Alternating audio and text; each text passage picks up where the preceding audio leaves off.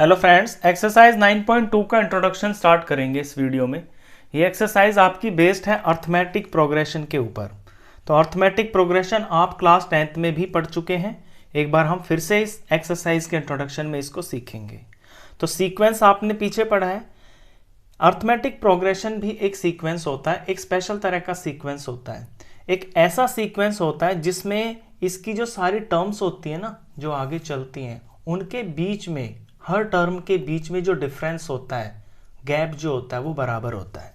एक एग्जांपल देखिए, 5, 10, 15, 20, 25, 30, 35, 40, ऐसे ही ये एक सीक्वेंस चलता हुआ जा रहा है। इसमें आप देख रहे हो फर्स्ट टर्म 5 है, फिर 10, 15, 20, 25, जितनी भी आगे की जो टर्म्स हैं इन सब में +5 +5 +5 होते हुए जा रहा है। यानी इनके बीच में जो डिफरेंस है वो सब में बराबर है। इसे ही हम अर्थमेटिक प्रोग्रेशन बोलते हैं। ये डिफरेंस आपका पॉजिटिव भी हो सकता है और ये डिफरेंस आपका नेगेटिव भी हो सकता है। जैसे कि मैं एक और एपी यहाँ पर लिखता हूँ। जैसे मैं लिख देता हूँ 90, 85, 80, इसके बाद 75 एंड सो ऑन। यहाँ पे डिफरेंस आप पहले वाले एपी में देखोगे कि 10 में से -5 करते हैं तो ये 5 डिफरेंस आता है। ये डिफरेंस, इसे हम कॉमन डिफरेंस बोलते हैं। ये अगली टर्म में से पिछले टर्म को माइनस करके निकलता है। हर बार जब हम ऐसा ही करेंगे, 15 में से 10 माइनस करेंगे तो प्लस का 5 आएगा। इस वाली एपी के अंदर जब हम डिफरेंस निकालेंगे, कॉमन डिफरेंस, तो 85 में से -90 करेंगे तो ये माइनस का 5 आएगा। हर बार ऐसा ही आएगा। 80 में से 85 माइनस करेंगे तो -5 आएगा। तो ये जो कॉमन डिफरेंस आपका नेगेटिव भी हो सकता है, ये पॉजिटिव भी हो सकता है। बस ये हर टर्म के बीच में ये होना चाहिए सेम। यानी जो आपकी सीक्वेंस है वो एक सेम डिफरेंस से या तो बढ़ रही हो या सेम डिफरेंस से वो घट रही हो, तो उसे हम अर्थमेटिक प्रोग्रेशन बोलते हैं। ये तो हुआ अर्थमेटिक प्रोग्रेशन, क्लास 10th में आप ये पढ़ चुके हो। अब इसमें कुछ इंपॉर्टेंट चीज़ों के बारे में समझते हैं। जैसे कि अर्थमेटिक प्रोग्रेशन के अंदर जो सबसे पहली टर्म होती है ना, इसे हम ए से डिनोट करते हैं। इसे ए बोल सकते हैं या फिर इसे हम A1 भी बोल सकते हैं। सेकंड टर्म को हम A2 बोलेंगे, थर्ड को A3, फोर्थ को A4, फिफ्थ को A5 एंड सो ऑन, फिर A6, फिर A7, फिर A8। ये जो नीचे नंबर लिखा होता है ये इसकी प्लेस को दिखाता है। A1 का मतलब है वो टर्म जो फर्स्ट प्लेस के ऊपर है। A2 का मतलब वो टर्म जो सेकंड प्लेस के ऊपर है। एक तो ये बात हो गई। दूसरी बात, D मैंने आपको बता ही दिया। D यानी कि कॉमन डिफरेंस। अगली टर्म में से पिछली टर्म का जो डिफरेंस होता है उसे हम D से डिनोट करते हैं। यहाँ पर इसे कॉमन डिफरेंस बोलते हैं। ये चीज़ हो गई। दूसरी, ये जो प्लेस के ऊपर जो वैल्यू होती है इसे हम AN बोलते हैं। ये भी समझना आप। जैसे कि A4 तो है, इसकी जो 4 है वो तो इस टर्म की प्लेस है, यानी चौथी प्लेस के ऊपर जो है यहाँ पे 20 है, तो 4 तो है इसमें N, और AN जो है ये 20 है। इसे ऐसे बताते हैं, जैसे जो AN होता है यहाँ पे, इसके अंदर जो N होता है ये तो होती है प्लेस, कि कौन सी प्लेस पे है, और जो कंप्लीट AN होता है, AN, ये होती है उस प्लेस की वैल्यू। जैसे यहाँ पे इसमें देखोगे आप टर्म में, तो ये A4 है, तो 4 जो है वो इसकी प्लेस है, और प्लेस के ऊपर बैठा कौन है, बैठा है 20, तो AN से इसको हम डिनोट करते हैं। अब ये जनरल टर्म होती है AN से हम किसी भी अर्थमेटिक प्रोग्रेशन की कोई सी भी टर्म पता कर सकते हैं। तो जनरल टर्म पे ध्यान दीजिए, AN is equal to A plus में N-1D। ये जनरल टर्म होती है। इस जनरल टर्म से हम किसी भी अर्थमेटिक प्रोग्रेशन का कोई सा भी टर्म, कोई सी का मतलब है कोई सा भी, जैसे यहाँ मेरे को 8 तक पता है, मुझे 9 पता करना हो, 10 पता करना हो, 20 पता करना हो, कि इस अर्थमेटिक प्रोग्रेशन के अंदर 20वीं प्लेस के ऊपर जो वैल्यू आएगी वो क्या होगी, तो वो मेरे को इस फॉर्मूले से पता चलेगी। A प्लस N-1D ये जनरल टर्म होती है। इसी जनरल टर्म को मैं यहाँ पे आपको प्रैक्टिकली करके दिखा देता हूँ। मुझे A8 तक पता है 40। लेट सपोज मुझे ये पता करना है कि A9 यानी 9वीं प्लेस के ऊपर क्या नंबर आएगा, तो मैं निकालूंगा यहाँ पे A9 और फिर इस फॉर्मूले के अंदर भरूंगा। इसमें A है, A का मतलब है फर्स्ट टर्म जो कि 5 है, प्लस n यहाँ पे मेरा 9 है, तो यहाँ 9 - 1 लिखूंगा, और D क्वेश्चन में मेरा यहाँ 5 है। इसी को कर रहा हूँ मैं, यहाँ पे सॉल्व करता हूँ। 5 + 9 - 1 8 हो गया, और यहाँ पे 8 5 जार ये हो गया, ये 5 और 8 5 जार 40 हो गया, और ये प्लस होके 45 हो गया। तो A9 9वीं जगह पे जो टर्म आएगी वो 45 होगी। ये जनरल टर्म आपका पहला फॉर्मूला है जो इस चैप्टर के अंदर, इस एक्सरसाइज के अंदर आपको याद रखना है। तो ये एक फॉर्मूला हुआ। इसके अंदर आप देखोगे ध्यान से तो 4 चीजें हैं, A है, N है, D है और AN है। इन 4 में से आपको कोई 3 दे देगा और चौथा आपसे पूछ लेगा। तो यही आपको इसमें ध्यान रखना है। इसमें क्या पूछा था, इसमें पूछा था आपसे AN, यानी आपको दे दिया कि 9वीं प्लेस के ऊपर बताइए कौन है।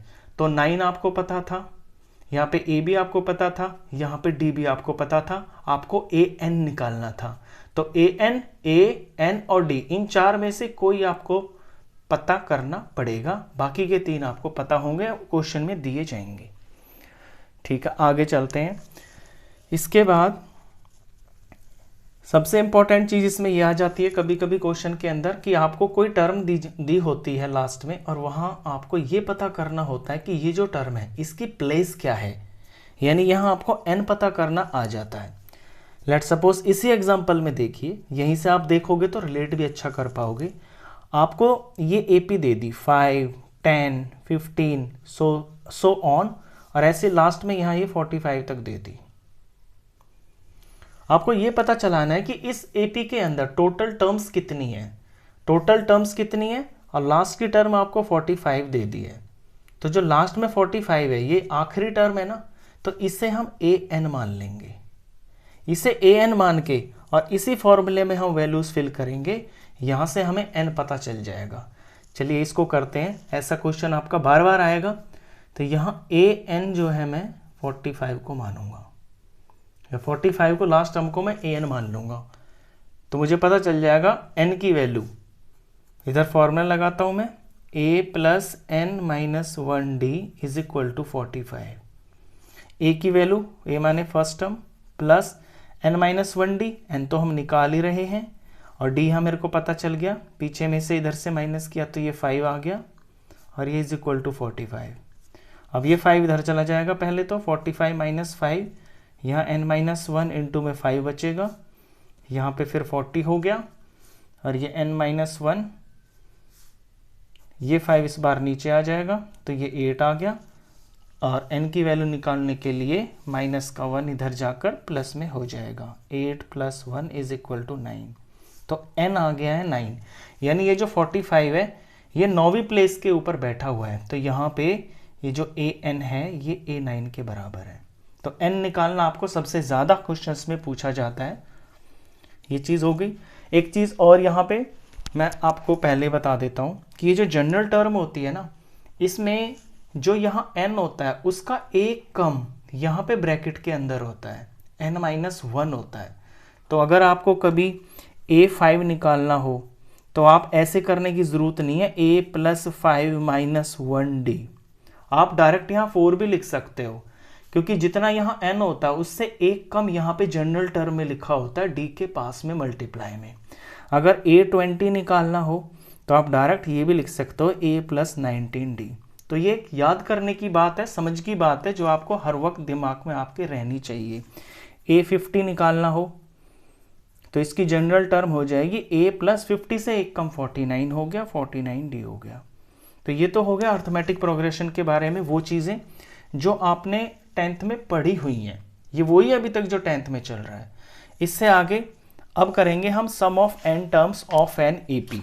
ये जो टॉपिक अब करवा रहा हूं ये भी आप 10th में पढ़ चुके हो। Sum of n terms of an AP। हमने AP लिया था पीछे 5 10 15 20, 25, उसी एग्जाम्पल को ले रहा हूँ, 30, 35, 40 एंड सो ऑन। ये हमारा एपी का एग्जाम्पल था। अब sum of n terms of an AP, इसका मतलब ये होता है कि किसी एपी के अंदर आपको पर्टिकुलर गिनती दे रखी होगी कि इस एपी के इतने टर्म्स तक का सम बता दीजिए आप मेरे को। जैसे कि एक एग्जांपल के तौर पे यहाँ आपसे पूछ ले कि इस एपी के अंदर पहली 5 टर्म्स का सम बताइए, तो पहली 5 टर्म का सम करने के लिए आपको इन पांचों को प्लस करना पड़ेगा। 2, 4, 5 तो आप प्लस कर लोगे, लेकिन ये बोल दे कि इस एपी के अंदर आप पहली 100 टर्म्स का सम पता कीजिए, तो आप थोड़े ना पहले एपी को 100 तक लिखोगे फिर उन सबको प्लस करने बैठोगे। उसके लिए हमारे पास सिंपल सा फॉर्मूला होता है। फॉर्मूले देखिए, 2 फॉर्मूले होते हैं। एक होता है S N is equal to N by 2, 2a plus में n-1 और ये d। ये एस एन निकालने का फॉर्मूला होता है। इस फॉर्मूले के अंदर a होता है, d होता है और n होता है। ये फॉर्मूला आपका कहीं भी यूज हो जाएगा। कहीं का मतलब है जहां भी आपको एस एन निकालना हो ना, ये हर जगह के लिए फॉर्मूला है। लेकिन एक फॉर्मूला और है, वो इससे छोटा है, उसे भी देखिए। S N is equal to N by 2 a plus में l। यहाँ पे n का मतलब होता है नंबर ऑफ टर्म्स, जितनी टर्म तक का आपको सम निकालना है। a का मतलब हो गया फर्स्ट टर्म, और ये जो l है, l का मतलब होता है लास्ट टर्म। अगर आपको किसी एपी की लास्ट टर्म पता है ना, फिर आप ये छोटा सा फॉर्मूला लगा सकते हो, फिर आपको ये बड़ा वाला फॉर्मूला लगाने की जरूरत नहीं है। ये तो आप कहीं भी लगा सकते हो, लेकिन ये पर्टिकुलरली आप वहीं लगा सकते हो जहां आपको लास्ट टर्म भी पता हो। चलिए अब एक एग्जाम्पल से समझ लेते हैं। इसी एपी के अंदर दोनों फॉर्मूलों को एक बार प्रैक्टिकली करके देख लेते हैं। मान लीजिए इस एपी के अंदर मेरे को फर्स्ट 5 टर्म्स का सम निकालना है, तो यहां तक है मेरी पहली 5 टर्म्स, 1, 2, 3, 4, 5। तो फर्स्ट 5 टर्म्स का सम निकालना है, तो मैं S5 निकाल लूंगा। S5 से मतलब है सम ऑफ फर्स्ट 5 टर्म्स। अब इसमें जो जो चीजें चाहिए मेरे को वो मैं फिल करता हुआ चलूंगा। n मेरे को पता है कि 5 चाहिए, यहाँ पे 2 है, ब्रैकेट में 2, इसके बाद a का मतलब होता है फर्स्ट टर्म जो यहाँ पे 5 है, प्लस और यहाँ n-1d, n की जगह पे मैं डायरेक्ट 4 लिख सकता हूँ क्योंकि n-1 है, तो n ये, तो यहाँ 4 हो गया। और d हम यहाँ से निकाल लेंगे, 10-5, 5 है इसके अंदर d, ये 5 हो गया। ये 5/2 हो गया, अंदर में 2 5 10 हो गया, प्लस में 4 5 ये 20 हो गया। और इसे सॉल्व करते हैं तो 5/2 बाहर है, अंदर में ये 30 हो गया, 30 यहाँ 2 से कट रहा है, ये 15 आ गया, 15 5 75 आ गया। पहली 5 टर्म्स का जो सम है वो इसके अंदर 75 आएगा। चलिए देख लेते हैं ऐसे भी करके, प्लस करके। यहाँ 10 और 5 15, 15 15 30, 40 50 60 70 75, तो 75 आ रहा है ना। तो हमने तो सिर्फ 5 तक का लिया है। अगर आपसे 100 200 300 80 90 कुछ भी पूछेगा ना, इस फॉर्मूले को लगाते ही जो यहाँ आएगा वो आपका बिल्कुल एग्जैक्ट सही आंसर आएगा। अब हम छोटा वाला फॉर्मूला भी इसके अंदर एक बार ट्राई कर लेते हैं। हमें निकालना है S5। मान लीजिए ये एपी दी हुई है और इसके अंदर आपको 5 दे रखा है, 10 दे रखा है, और आगे ऐसे डॉट डॉट डॉट डॉट करके और यहां तक 25 दे रखा है, और आपसे पूछा है कि यहां तक का आप सम निकाल दीजिए। सबसे पहले तो आप अपना जनरल फॉर्मूला लगा के ये पता करोगे कि ये जो 25 है इसकी प्लेस क्या है, यानी an लगा के आप यहाँ पे n पता करोगे। ये पहला काम होगा आपका। जब आपको n पता चल जाएगा, जो कि यहाँ पे 1 2 3 4 5 है, तो फिर आप S5 निकालोगे। अब हम यहाँ S5 निकालते हैं, ये 5/2 हो गया। a यहाँ पे फर्स्ट टर्म है 5 प्लस में, और लास्ट टर्म यहाँ पे दे रखी है 25। तो लास्ट टर्म जब पता होती है तो ये फॉर्मूला आपका काम आता है, यहाँ 25 लिख देंगे। ये 5/2 हो गया, अंदर में देखिए वही 30 बन गया, और सॉल्व होके 2 इससे कट गया, यहाँ 15 आ गया, 15 5 75 आ गया, तो वही 75 आ गया। तो जब आपको एपी दे रखी हो और उसका लास्ट टर्म दे रखा हो, लेकिन ये पता ना हो कि जो लास्ट टर्म है ये कौन सी प्लेस पे बैठी हुई है, यानी n पता ना हो, तो an का फॉर्मूला लगा के पहले आप n पता कीजिए, फिर आप यहाँ Sn में n की वैल्यू भर के फिर ऐसे सम ऑफ n टर्म्स निकालोगे। ये जो टॉपिक है ये भी आप 10th में कर चुके हो। अभी तक जितना भी पढ़ाया है ना मैंने, अभी तक ये सारा आप 10th में कर चुके हो। अब इसके बाद जो टॉपिक आएगा वो आपके लिए नया होगा। इसके बाद टॉपिक आएगा आपका अर्थमेटिक मीन। बस ये लास्ट टॉपिक है इस एक्सरसाइज के लिए जो कि नया है आपके लिए, बाकी चीजें सारी पुरानी है, 10th में आप करके आए हो। अरिथमेटिक, इसका नाम तो आपने बहुत बार सुना होगा, क्लास 7 से ही आप अर्थमेटिक मीन निकालना शुरू कर देते हो। आज आपको ये पता चलेगा कि इसका नाम अर्थमेटिक क्यों है, मीन भी बोलते हैं इसे, अर्थमेटिक मीन क्यों बोलते हैं। देखिए, जब आपको कोई दो टर्म्स दे रखी हो, लेट सपोज ए और बी, और इन दो टर्म्स के बीच में ये जो दो टर्म्स है ये आपके मान लीजिए ये एपी में है। अगर इनके बीच में आपको कोई ऐसी टर्म भरनी हो कि उसके बाद भी जो रिजल्ट आए उसके बाद भी ये एपी में हो, तो यहां जो वो वैल्यू होगी ना, वो होगी इनका अर्थमेटिक मीन। एक एग्जांपल से समझाता हूं तब आपको अच्छा समझ में आएगा। लेट सपोज यहां पे है 4 और यहां पे है 10। 4 और 10 में 6 का डिफरेंस है, यहां पे है 16, तो ये एक एपी है। अब 4 और 10 के बीच में मेरे को कोई ऐसा नंबर भरना हो ताकि 4 और ये वाला नंबर और 10 ये इनके बीच का जो डिफरेंस है वो सेम हो। जब डिफरेंस सेम होगा तभी तो ये एपी में बोली जाएंगी। तो वो नंबर पता करने के लिए हम सीधा ये करते हैं कि ये जो हमारा ए और बी है, यानी जो साइड वाली टर्म्स हैं ए प्लस बी, इसका हम हाफ कर देते हैं। तो यहाँ यही काम करेंगे, तो 4 + 10 इसका हाफ करेंगे तो ये 14 हो गया, और ये बाय 2 और ये आ गया 7। अब यहाँ 7 रख के देखिए, जब आप यहाँ 7 रख रहे हो तो 7 और 4 के बीच में डिफरेंस आया है 3 का, और 10 और 7 के बीच में डिफरेंस आया है 3 का, यानी ये जो तीनों टर्म्स हैं ये अभी भी एपी में है। अभी आगे की बात नहीं कर रहे हैं हम, अभी हम सिर्फ दो टर्म की बात कर रहे हैं कि दो टर्म के अंदर अगर कोई आपको एक ऐसा नंबर भरना हो कि वो एपी ही तैयार हो, तो फिर आप ऐसे निकालोगे, उन दोनों टर्म का मीन निकालोगे a+b/2 करके, जो नंबर आएगा उसे आप बीच में भरोगे। ये तो बात हो गई है एक नंबर की, जब आपको सिर्फ एक नंबर ही फिल करना हो तो ये तो कोई बड़ी बात नहीं है। लेकिन क्या हो अगर इनके बीच में आपको एक से ज्यादा नंबर फिल करने हो, तो क्या होगा, अब ध्यान से देखिए। लेट सपोज ये 4 है और ये 10 है। 4 और 10 के बीच में आपको दो नंबर फिल करने हैं, एक नहीं करना, दो करने हैं। मैं जगह बना लेता हूं, इन नंबरों को हम कैपिटल A1 और कैपिटल A2 से ऐसे डिनोट करते हैं। मान लीजिए जब एक नहीं, अब हमको दो फिल करने हैं। दो भी कह सकता है, 3 भी कह सकता है, 10, 15, 20, 25 कितने भी कह सकता है। तरीका देखना है आपको कि यहाँ क्या करोगे। पहले तो आप ऐसे भर लोगे इनको। अब आप इस एपी को ध्यान से देखिए, ये दिमाग में एज्यूम कर लीजिए कि ये एपी ही है। हमको ऐसा ही नंबर चाहिए ना यहाँ पे कि एपी बन जाए, तो आप एज्यूम कीजिए कि ये एपी है। जब ये एपी है आपका, तो फिर ये पहली टर्म तो A1 हो गई, दूसरी टर्म A2 हो गई, तीसरी टर्म A3 हो गई, चौथी टर्म A4 हो गई। अब ये जो लास्ट टर्म है इस पे फोकस कीजिए, ये आपका A4 है। तो इस A4 में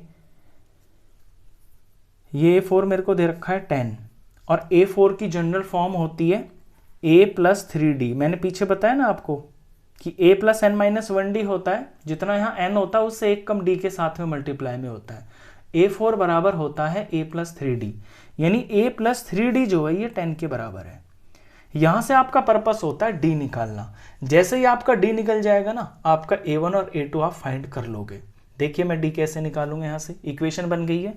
a की वैल्यू मेरे को पता है, मुझे a की वैल्यू पता है, और यहाँ पे जो लास्ट टर्म है ना ये पता है। इनका यूज करके मैं यहाँ से d निकालूंगा।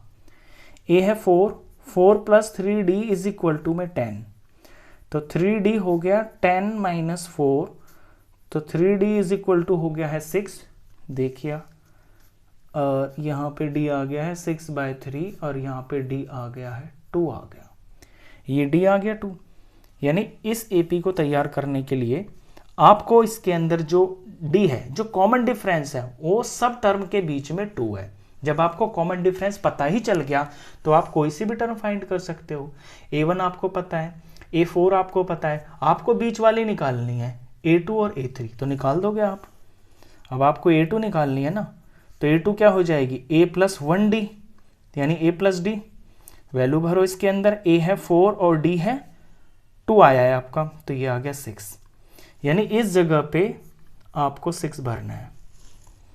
A3 निकालना है, तो A3 की जनरल फॉर्म हो जाएगी A + 2D। A पता है 4 है, 2 D आपने अभी निकाला है 2, 4 + 4 ये 8 हो गया। यानी इस प्लेस के ऊपर आपको 8 भरना होगा।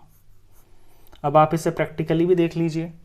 4 और 10 के बीच में आपने ऐसे 2 नंबर भरे हैं ताकि ये AP ही तैयार हुआ है। 4, 5, 6 2 नंबर का गैप है, 7, 8 2 ही नंबर का गैप है, 9, 10 2 ही नंबर का गैप है, तो ये AP ही बना है। तो जब एक नंबर भरना हो तो बिल्कुल सिंपल है। जब आपको 2 नंबर भरने हो या 2 से ज़्यादा भरने हो, तो जो आपकी जो लास्ट टर्म है ना, उसको यूज़ करके, जैसे मैंने 10 को यूज़ करके, 10 मेरा यहाँ क्या होगा, ये मेरा A4 ही तो होगा ना। मुझे अगर बीच में 2 नंबर भरने तो ये चौथे प्लेस पे आ जाएगा।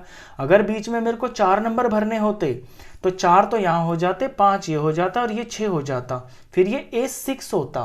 फिर यहाँ पे मैं A6 = 10 लगा के सॉल्व करते करते यहाँ से D निकालता, फिर उसके हिसाब से जो D आता, फिर उसके हिसाब से बीच में जो A1, A2, A3, A4 मेरे निकलते, वो मैं यहाँ देखता। मुझे यहाँ पे ध्यान देना, यहाँ नहीं देना। मुझे यहाँ देना है कि यहाँ जो मेरा A1 है ना, वो एक्चुअली में मेरी टर्म A2 है, तो ये मैं पहले निकालता और फिर ऐसे निकलते, फिर आपके आंसर बीच वाले आ जाते। ये आपका जो है ना इस एक्सरसाइज में लास्ट टॉपिक है। इसके बाद हम एक्सरसाइज 9.2 स्टार्ट करेंगे नेक्स्ट वीडियो से।